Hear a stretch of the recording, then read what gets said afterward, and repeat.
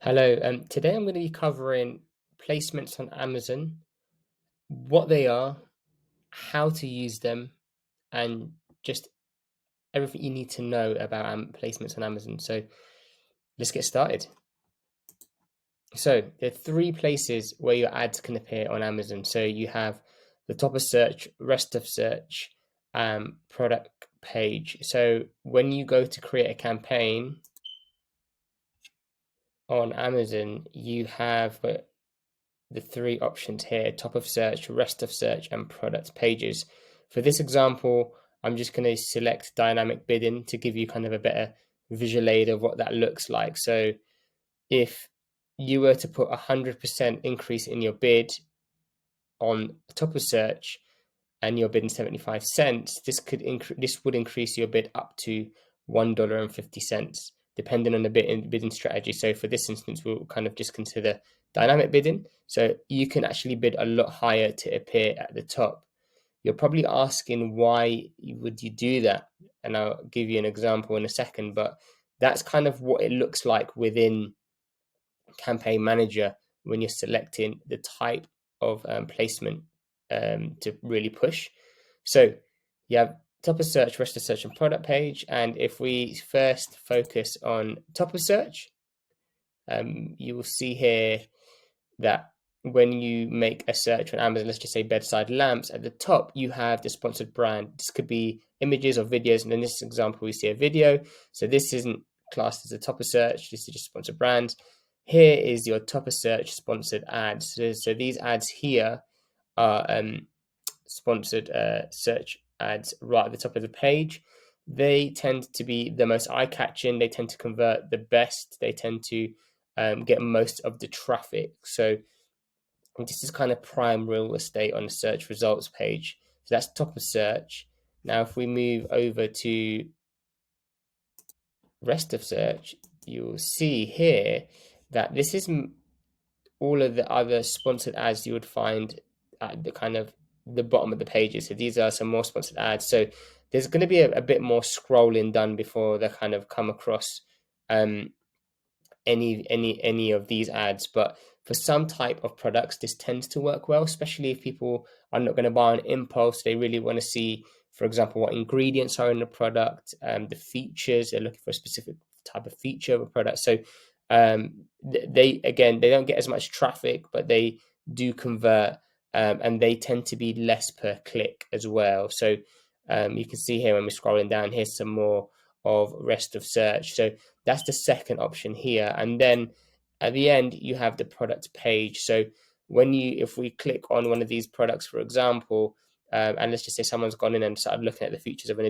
individual product, they would also be served ads right at the bottom here. So these are again sponsored ads, customers frequently viewed, and if your ads appear here and someone makes a purchase, it does hold a lot of strength because they've actually preferred your product. So again, this isn't the first point of call when someone's looking for a lamp and is a table lamp in this example, um, but it could actually have an impact on making the purchase. So this is all kind of the placements that you can get here for the product page.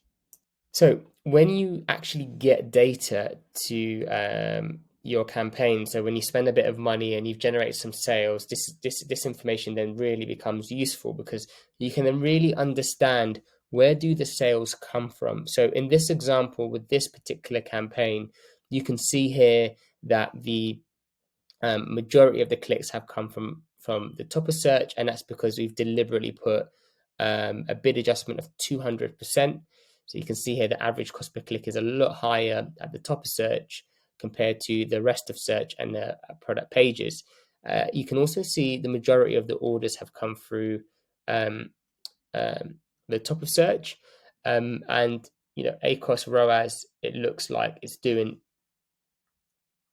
doing a good job at the top of search page. But there is one important component that Amazon's interface does miss out, and that's the conversion rate. And this is something you really should be looking at. So this is just a simple calculation of figuring out from the orders made, how many clicks did it take to make that order. And this is a big big component that Amazon looks at when they are wanting to have your ad served. So this in this example, you can see here that the top of search gets the highest conversion rate, which makes sense. So if they're looking at the top of the page, they're more likely to make a purchase. So with this information, it's really important that you have a good structure of your campaigns. So when you're looking at your manual campaigns, you want to ensure that you have very focused terms within that campaign that are really related to each other. I would even go as far as saying, for certain terms that convert really well, have those keywords in their own campaign. And the reason for this is because you can only do these placement adjustments on a campaign level. So you really do want to make sure that you're giving like your best keywords, the best chance of generating a sale. So one approach that we take with this is if we are looking to improve the organic rank of a particular keyword, and first we would want to see, okay, does that keyword have a high conversion rate? Is it converting better than what we see on average? And if that's the case, then we'd put that keyword into its own campaign, and we would really push the top of search. So we would put it 200% plus on top of search, just to really get the orders through and ensure that it appears top of mind and it generates the sales, and then we monitor organic sales. So that this is one example, and then this is where it could get really messy. So with this particular example, when with this particular company, when you're spending a high cost per click bid, a CPC, a cost per click for each click, it's really important that you have this carefully monitored. So in this particular example, the keywords here, they don't convert as well. So when you compare it to the other one, and that was the other campaign we just looked at, the conversion rates are a lot lower.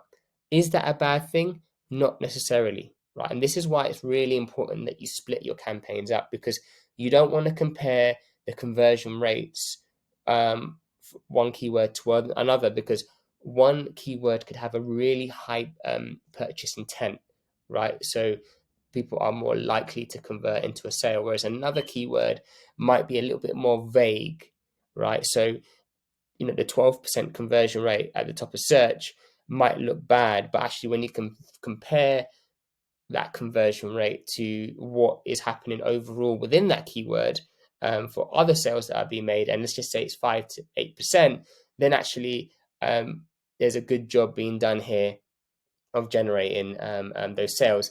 Another example would be one campaign could be around branded terms. So people have already engaged with your brand, so they're more likely to make a purchase. So it's going to be obvious that you're going to have a high cost conversion rate. Now, when you're looking at keywords where people have never engaged with your product, they've never done anything, they're new to brand kind of people, then yeah, the conversion rate is going to be lower, but actually the value of that customer is probably going to be more more important to most brands, especially if it's a product that's reused. So you want to make sure with those particular products, you're comparing the conversion rates of that particular targeted keywords. And this is why, again, it's really important, because if you have 10 keywords all in one campaign, and actually some are doing really well and others are not, it's really difficult to put the placements in place to adjust the bids accordingly. So this is something else you really do have to bear in mind.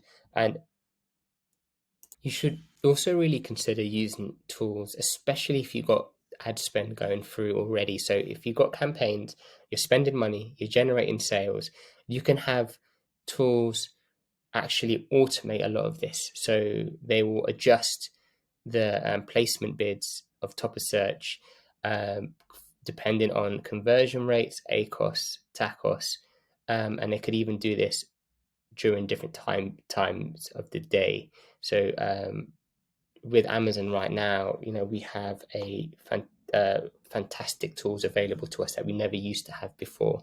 So it's really good to kind of discover, okay, how can we actually leverage this? Because these tools can do way more than the human eye can, and we can be looking at data over a long period of time to really figure out, okay, during what days of the week and during what times on average do we have the highest conversion rates, and then in what placements do we have the best conversion rates.